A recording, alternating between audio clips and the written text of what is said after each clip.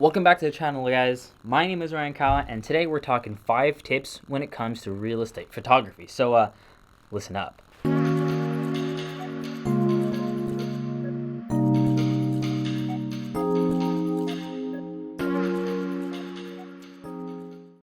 Tip number 1. When it comes to real estate photography is that once you run through the house and kind of look at everything, basically when you go to each room, whether it be the family room or the kitchen or any bedroom, you want to go for 4 different types of shots. And these 4 different types of shots being from all 4 corners of the room.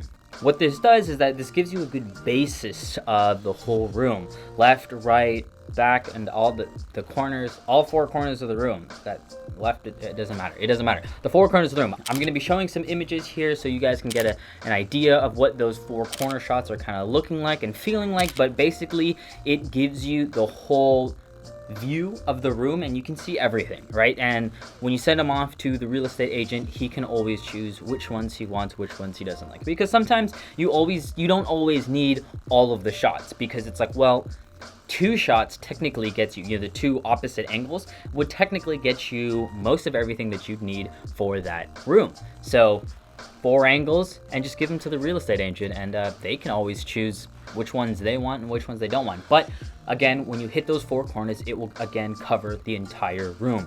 And again, the real estate agent can pick and choose which ones they want. Tip number 2. So next tip being is bracket shooting. And oh my God, I think that this is probably one of the biggest things that makes a real estate photographer better than someone who just like runs around like taking pictures on their phone, because there's a lot of realtors that end up just going around and taking pictures like on their iPhones. And don't get me wrong, iPhones and phone cameras are getting pretty dang good these days, so sometimes it can be good. But the difference between an iPhone image and a camera image is that, one, the camera is going to have a lot more depth of field, or not depth of field, but it's bringing in more data and more information when it's taking the pictures. So when you take a raw file and you go in and you edit it in Lightroom or whatever your editing process is, you can bring back the lights, you can push up the shadows, and you can make the image more contrasted. And there's a lot more power in the photo editing that you can do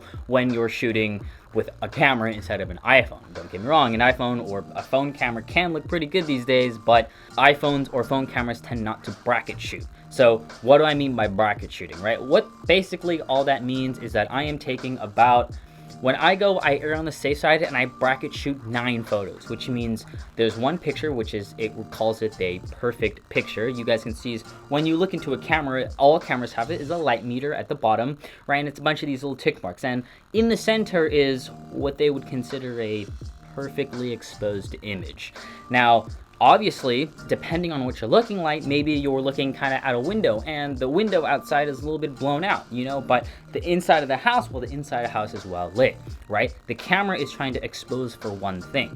So this is when, again, bracket shooting, you're going to be going 1 stop up, 2 stops up, 3 stops up, right? When I take 9 photos, which isn't correct, it's actually 4 stops up, 4 stops down, and that one photo, that perfectly exposed photo right in the middle, which gives us about 9 photos. Now, do I actually need 9 photos to kind of like go into whatever Lightroom, I use Lightroom, to kind of combine those together in like an HDR photo? Do I really need 9 photos? Not really, actually. I'll do it for like safety measures, but about 5 photos, so going 2 stops up and 2 stops down, tends to be more than enough than I need. So when I go ahead and I merge all those photos together, by the way, this is all being shot on a tripod, okay?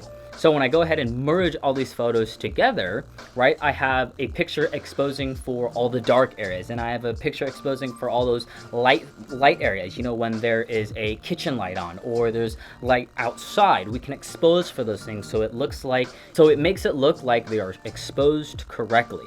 And again, when you merge all those together in that HDR file and you end up editing this one picture that really has 5 pictures in it in total, you have a lot more power when it comes to editing editing this photo. So when it comes to pushing up those shadows, you really have a lot more power, and you can really brighten up those shadows without them looking grainy or muddy, because the camera says, hey, I have a picture that already gives me all the information I need to look at the dark areas and say, okay, we can add a little bit more light to them. And same thing vice versa when it comes to the really, really bright areas, right? It's saying, okay, we can bring the exposure down because I know what it looks like, because we've taken a picture exposed more for the light. So bracket shooting comes in handy a lot, and I think it is one of the biggest things that really separates just a photographer or someone going in there and taking pictures on their phone, as opposed to someone coming in with a camera and tripod and taking those bracket shots. I think that the pictures will just have a bigger dynamic range when it comes to seeing those photos, meaning that I can see the dark areas and I can see the bright areas, because oftentimes it is very, very difficult to be able to have all of that in one picture. It requires maybe a better camera, and even if you did have a better camera, I would still say bracket shoot, because again, it gives you more information in one image. Okay, which then also brings me to tip number 3. Okay, and tip number 3 is called vertical. And I'll be showing you guys some examples here, but basically all this really means is that when you take a picture of a room or if anything, the lines, the walls, basically what it is you want all those lines nice and straight. You want things to be looking nice and level.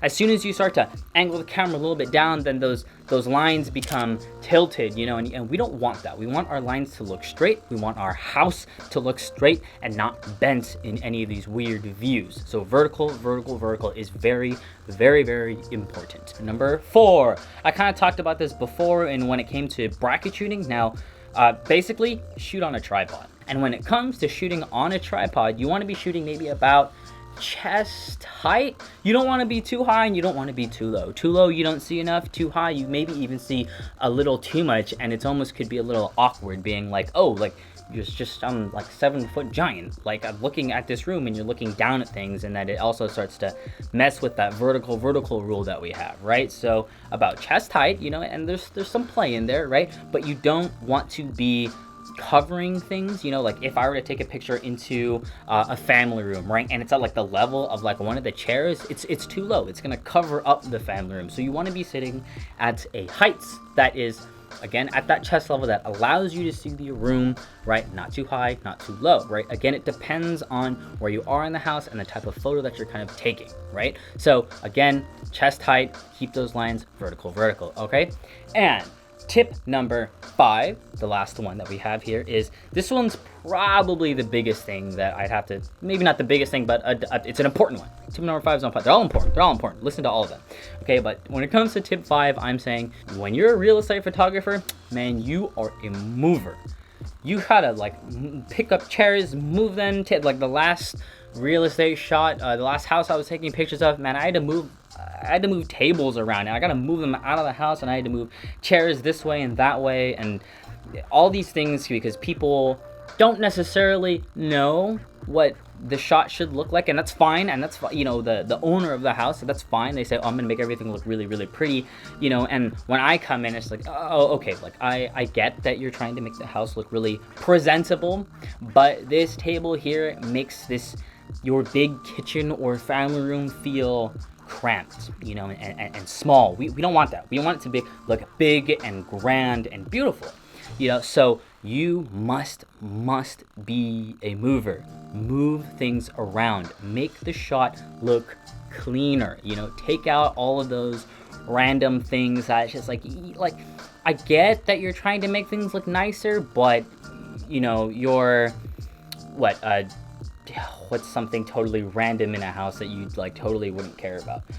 Let's just say you're in the bathroom, right? And they have, you know, hey, the toothbrush, my mouthwash, my toothpaste, you know, whatever all these things are, right? Or like the soap bar or something, you know. It's just like, okay, I'm gonna set it up and it looks all like, you know, it's gonna look nice, you know. But to me, when I come in, I'm gonna say, okay, there's a bunch of clutter on your counter here. Just hide all of it. I really don't care, right? I want to make those counters look bigger. They make more spacious, you know, like there's room on there. As opposed to if you have clutter on them, it looks like there's less space on the counter, and it just looks like there's so much going on. You know, you want the house to look nice and clean. All right, so I think that's actually about it, and I think that's pretty quick there. But those are, again, our 5 tips for real estate photography. If you guys want to know anything more about photography or real estate photography, leave the comments in below and let me know what you guys want to hear about, okay? So, that being said, I will leave you guys with this. If you guys made it all the way to the end, hey man, or gal, make sure to like, comment, and subscribe, because it really does help us over here, and it really encourages us to keep going and do all those good things. So like, comment, and subscribe. It really does help us out over here.